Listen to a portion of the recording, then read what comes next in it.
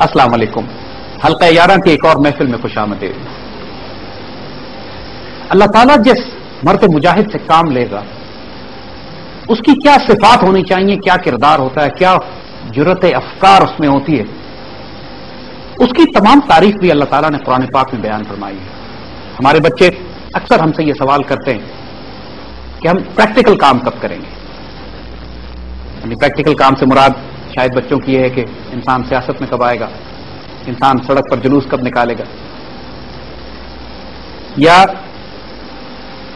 جس کو ہمارے پاکستان میں عام طور پر جو دیکھا گیا ہے کہ جو پریکٹیکل کام کرنا چاہتا ہے وہ کوئی تنظیم, کوئی جماعت, کوئی آرگنائزیشن بنا کر اس کے بعد اپنے آپ کو ایک الگ نام, الگ شناخت, ایک الگ جھنڈا دے کر کبھی سیاست میں آتا ہے, کبھی ریلیف میں.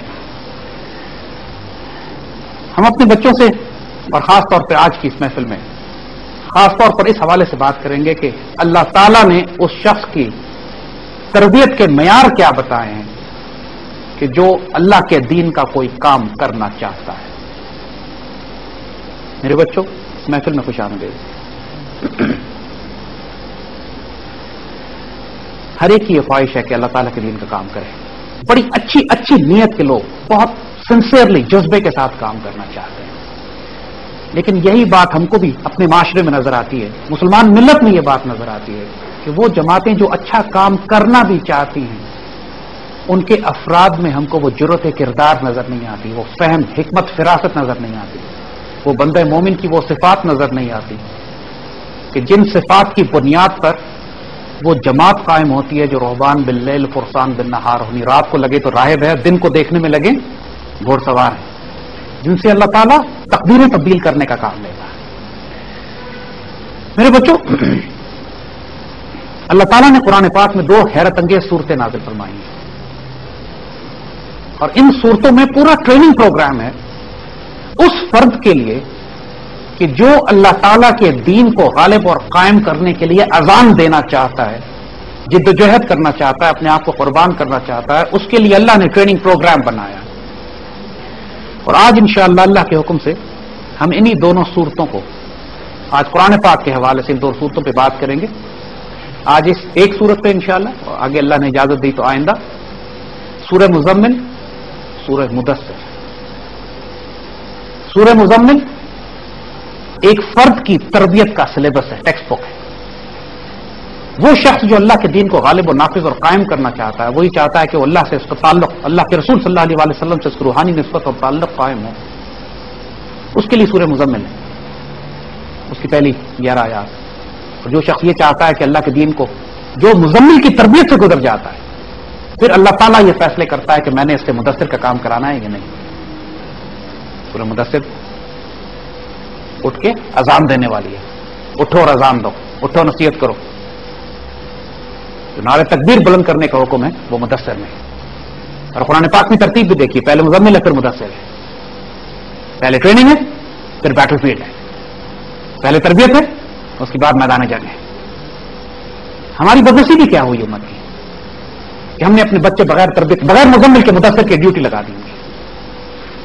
نتیجہ یہ ہوا کہ یہ جب آزمائشیں آتی ہیں, جب امتحان آتے ہیں, جب پریشر بلڈ ہوتے ہیں, یہ کس نے سمجھ لیا کہ کفر کے معاشرے میں اللہ کے دین کے لیے تم اذان دینے جاؤ گے, ظالم بادشاہ کے آگے کلمہ حق بیان کرو. یہ کس نے ازیوم کر لیا کہ ایئر کنڈیشن کمروں میں بیٹھ کے نہ تمہاری عزت پہ حملے کیے جائیں گے, نہ تمہاری جانوں پہ حملے کیے جائیں گے, نہ تمہارے مال پہ حملے ہوں گے, نہ تمہارے بچوں کی جان کو خطرہ ہوگا, نہ تمہیں بے عزت کیا جائے گا, نہ میڈیا میں تمہارے خلاف طوفان کھڑا کیا جائے گا. یہ کس نے ازیوم کر لیا کہ ایسے نہیں ہوگا؟ بیٹا یہ قدم قدم قیامت, یہ سواد کوئے جانا, جسے زندگی ہو پیاری وہ یہیں سے لوٹ جائے. جب آپ ایک کفر کے معاشرے میں اللہ کے دین کی خاطر اذان دینے کے لیے کھڑے ہوتے ہیں نا, تو سامنے ابو جہل بھی ہوگا, ابو لہب بھی آئے گا. وہاں پہ سیدنا بلال کی چربی بجھائی جائے گی کوئلوں پہ. وہاں پہ پھر حضور حضرت سمیہ اور حضرت یاسر کو جا کے صبر کی تلقین بھی کریں گے, اور وہ شہید بھی کیے جائیں گے ابو جہل کے ہاتھوں. وہاں پہ کچرا بھی پھینکا جائے گا, وہاں پہ آپ کو مجنون بھی کہا جائے گا, وہاں پہ آپ کو جادوگر بھی کہا جائے گا, وہاں پہ آپ کو یہ بھی کہا جائے گا کہ گھروں کو توڑنے والے ہیں, وہاں پہ یہ بھی کہا جائے گا کہ دوسروں سے سن کر آتے ہیں تو آیتیں آگے, باتیں آگے سنا دیتے ہیں.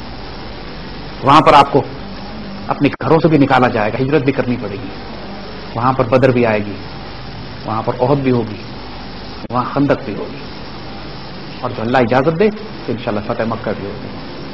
لیکن جو تربیت کا معیار ہے، ہر اس شخص کے لیے جو ڈیوٹی دینا چاہتا ہے آج کی دنیا میں، اس کے لیے ٹریننگ پروگرام سورہ مزمل کی پہلی 11 آیتیں ہیں. مدثر کی پہلی آیت شروع کی آیتیں اس تربیت کے مکمل ہونے کے بعد جب ڈیوٹی شروع ہوتی ہے. میرے بچوں، ایک اور قرآن پاک کا اس سے پہلے کہ مزمل کی بات کریں، قرآن پڑھنے کے آداب میں یہ بات ہم پہلے بھی ڈسکس کر چکے ہیں کہ قرآن پاک حضور صلی اللہ علیہ وآلہ وسلم کی فیض اور برکت سے ہمارے لیے ہے. قرآن پر ہم نے عمل کرنا ہے. قرآن ہم سے مخاطب ہو کے بات کر رہا ہے. حضور شان نزول کا سبب ضرور بنے، ظاہر ہے حضور کی ذات مبارک پہ نازل ہوا ہے قرآن، لیکن قرآن حضور پہ محدود تو نہیں ہے. جس طرح علامہ اقبال کے والد نے اقبال سے پوچھا جب وہ قرآن پڑھ رہے تھے کہ کیا پڑھ رہے ہو؟ کہتے ہیں قرآن. کہ کیسے پڑھ رہے ہو؟ تلاوت کر رہا ہوں. نہیں، قرآن ایسے پڑھو جیسے یہ قرآن تم پر نازل. جب تک پھر اقبال نے پھر اس پہ یہ شعر کہا تھا، تیرے وجود پہ نہ ہو جب تک نزول کتاب، جب تک تمہارے وجود پہ یہ کتاب نازل نہ ہو، خود نازل نہ ہو تمہارے اوپر، نہ گرا کشاہ راضی نہ صاحب کشاف. کوئی بڑے سے بڑا عالم، فلاسفر، فلسفی تمہارے راز نہیں کھول سکتا جب تک یہ کتاب خود تم پر نازل نہ ہو. تو اس کتاب کو بچوں اس طرح پڑھتے ہیں جیسے یہ کتاب اللہ نے براہ راست آپ سے مخاطب ہو کر بات کی ہے. سورہ مزمل بے شک حضور صلی اللہ علیہ وآلہ وسلم کے لیے بھی ایک اس وقت جب آپ کو معلوم ہے نا اس کا شان نزول کیا ہے، جب وہی آتی ہے شروع میں،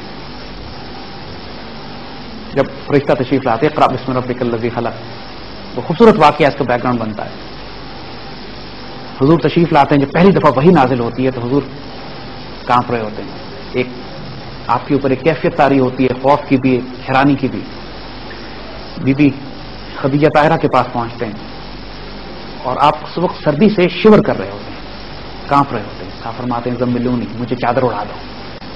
تو آپ چادر اوڑھ کے، جیسے بخار کی کیفیت ہوتی ہے کسی کو تو آپ چادر اوڑھ کے، آپ کو دل چاہتا ہے کہ میں لیٹ جاؤں، تو آپ اوڑھ کے لیٹے ہوئے ہوتے ہیں. اور بی بی خدیجہ طاہرہ کی ماشاءاللہ پھر وہ خوبصورت الفاظ جو آپ تسلی دیتی ہیں حضور صلی اللہ علیہ وآلہ وسلم کو، اللہ آپ کو کبھی ضائع کرنے والا نہیں ہے، آپ یتیموں بیواؤں مسکینوں کی مدد کرتے ہیں،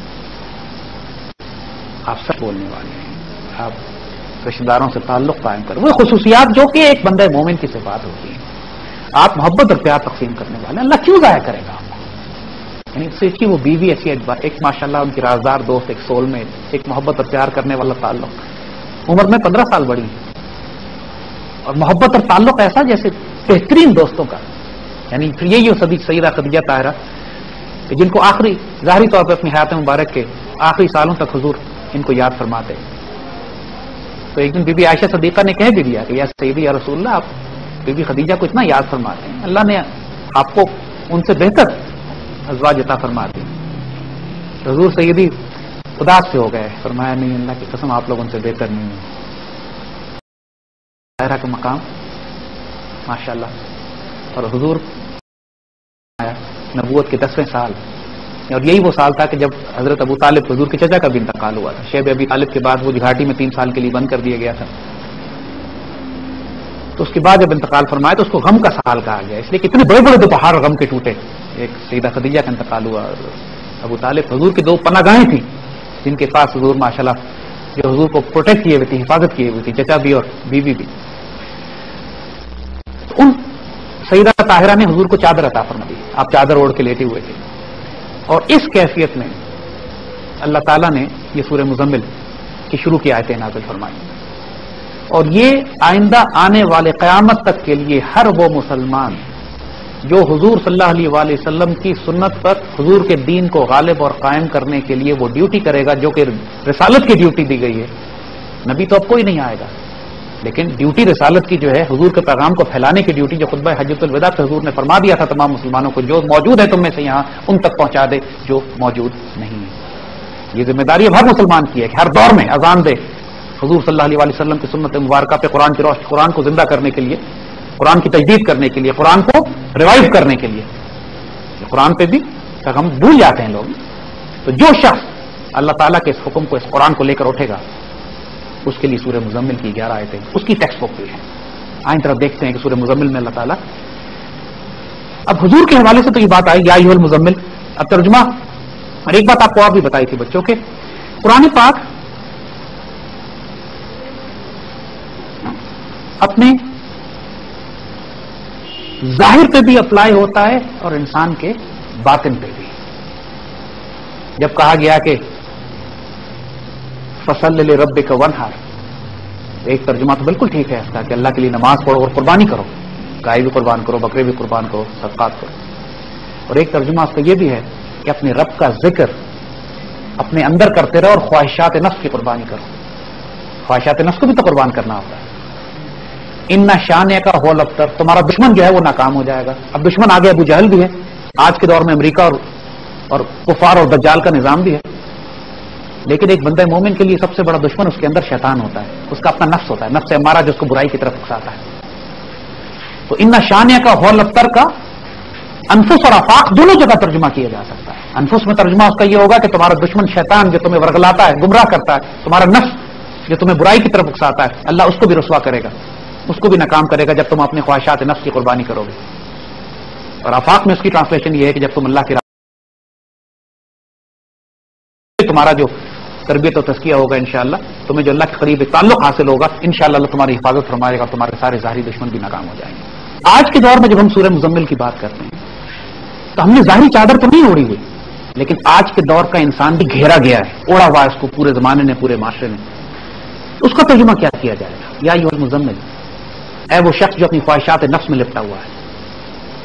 یا ایھا المزمل، اے وہ شخص جس نے اپنے کاروبار کو، اپنے روپے کو، اپنے پیسے کو، اپنے جائیداد کو، اپنی خواہشات نفس کو، اپنے قبیلے کو، اپنے خاندان کو، اپنی دولت کو اپنے گرد اوڑھ لیا ہے. ہم بھی تو لپٹے ہوئے ہیں غلاظت میں، دنیا میں.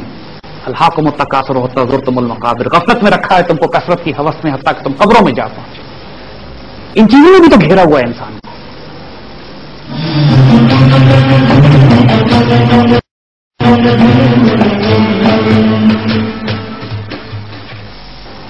یا ایھا المزمل، اے وہ شخص جو اس خوف میں اپنے آپ کو، جس کو اس خوف نے گھیرا ہوا ہے، جو اس خوف میں لپٹا ہوا ہے کہ اگر میں نے اللہ کے دین کے لیے اذان دی تو میری جان کا کیا بنے گا، میرے رزق کا کیا بنے گا، میرے مال کا کیا بنے گا، میرے خاندان کا کیا بنے گا، میرا کیریئر، میری نوکری خراب ہو جائے گی. یا ایھا المزمل، آج کے دور کے مزمل ہم لوگوں نے چادریں نہیں ہوتی، حوث چھپ چھپ کے بنا لیتی ہے سینوں میں تصویریں. وہ 307 بت ضرور ہمارے دلوں میں بسے ہوئے ہیں. مجھے حکم اذاں، گرچہ بت ہیں جماعت کی آستینوں میں، مجھے ہے حکم اذاں لا الہ الا اللہ. تو ہر جماعت کی بت میں آستینوں میں بت بیٹھے ہوئے ہیں. ہم جب ہمیں مخاطب کر کے یا ایھا المزمل کہا جا رہا ہے تو وہ خواہشات نفس جنہوں نے تمہیں گھیرا ہوا ہے، وہ خوف جنہوں نے تمہیں گھیرا ہوا ہے، وہ لالچ جس نے تمہیں گھیرا ہوا ہے، وہ حسد جس نے تمہیں گھیرا ہوا ہے، وہ کینہ جس نے تمہیں گھیرا ہوا ہے، وہ غیبت جس نے تمہیں گھیرا ہوا ہے، وہ دنیا اور مال کی محبت جس نے تمہیں گھیرا ہوا ہے. یا ایھا المزمل، ہر انسان کسی نہ کسی چیز میں لپٹا ہوا ہے. کوئی ڈیموکریسی میں، کسی کو ڈیموکریسی نے گھیرا ہوا ہے، کسی کو ڈکٹیٹرشپ نے گھیرا ہوا ہے، کسی کو سود اور ربا کے نظام نے گھیرا ہوا ہے، کسی کو کیپٹلزم نے گھیرا ہوا ہے، کسی کو کمیونزم نے گھیرا ہوا ہے. ہر انسان نے اپنا خدا بنا کے نعوذ باللہ اس کو اپنے گرد لپیٹ لیا ہے اور وہ اس میں سے نکل نہیں پاتا. جو شخص اپنے اس بنائے ہوئے، جس پر جو چادر طاری کر دی گئی، کفر کی جس شکل کی چادر اس نے اپنے اوپر طاری کی ہوئی ہے، گناہ کی جس، کوئی بدکاری میں، کوئی شراب میں، کوئی ربا میں، کوئی سود میں، ہر انسان کی چادر اور ہے جس میں وہ لپٹا ہوا ہے، پھنسا ہوا ہے، نکل نہیں پاتا. اس کو مخاطب کر کے آج ہمیں کہا جا رہا ہے یا ایھا المزمل، دیکھو تم کس میں پھنسے ہوئے. بچوں، اللہ تعالیٰ کے نزدیک ہونے کے لیے کچھ تو مینڈیٹری احکامات ہیں نا، کچھ ہوئے جو انسان، نوافل تو انسان کرتے ہی پیار سے، نوافل زبردستی نہیں ہے نا. کہہ دیا گیا کہ جتنا تمہارا دل چاہے، نفلوں کی تعداد مقرر نہیں ہے نا، فرائض کی تو تعداد مقرر ہے، وہ تو ڈیوٹی ہے کرنی. اللہ کے پاس جانا ہے، اللہ تعالیٰ کے قریب ہونا ہے، تو اس کے لیے نوافل شرط ہے. نفل عبادت ہو، نفل روزے ہوں، نفل صدقات ہوں. زکات تو 2.5% دینی وہ فرض ہے، لیکن اس کے بعد اللہ کے بندوں کی صرف کیا بتائیے، تقسیم کرنے والے ہوتے ہیں. وہ فرض تقسیم کرنا نہیں ہے، وہ نفل ہے. وہ جتنا مرض جو استطاعت ہے تمہاری دو. جتنا تقسیم کر سکتے ہو اللہ کی راہ میں تقسیم کرو. یہ سورہ مزمل کا ٹریننگ پروگرام کمال دیکھیے. یہ نہیں کہہ رہے اللہ 5 نمازیں پڑھو, وہ تو انڈرسٹوڈ ہے, مسلمان تو تو تمہیں کرنا ہی کرنا ہے, لیکن چونکہ یہ ہے ہی ٹریننگ پروگرام, اس کے لیے تربیتی نظام ہے اس فرد کے لیے جس نے آئندہ آگے جا کے مدثر کی ڈیوٹی کرنی ہے, تو شروع کہاں سے ہو رہا ہے؟ قم اللیل الا قلیل, رات کو کھڑے ہو تھوڑی رات, اب راتوں کو کھڑے ہوئے بات کرو. مجھے پتا ہے تم خواہشات نفس میں لپٹے ہوئے ہو, تمہیں رات کی نیند بڑی پیاری ہے, تمہیں آرام کرنا ہوتا ہے, سردی بھی بہت ہے, تم کو دنیا جہان کی خواہشات نفس تمہیں کھینچتی ہیں اپنی طرف, لیکن آؤ ٹریننگ پروگرام کے ہاتھ ہے. قم اللیل الا قلیل نصفہ او انقص منہ قلیلا, تھوڑا سا رات, آدھی رات کر لیں, تھوڑا کم کر لیں, تھوڑا زیادہ کر لیں. ساتھ ساتھ کنسیشن بھی دیا جا رہا ہے کہ ساری رات نہ کریں, تھوڑا آرام بھی, جسم کا بھی حق ہے وہ بھی دے لیں, لیکن رات, یہ رات کی عبادت بتائی جا رہی ہے. کہا جا رہا آدھی رات یا اس سے کم یا تھوڑا زیادہ, یہ عشاء کی نماز کی بات نہیں ہو رہی ہے, یہ اس کے بعد کی بات ہے.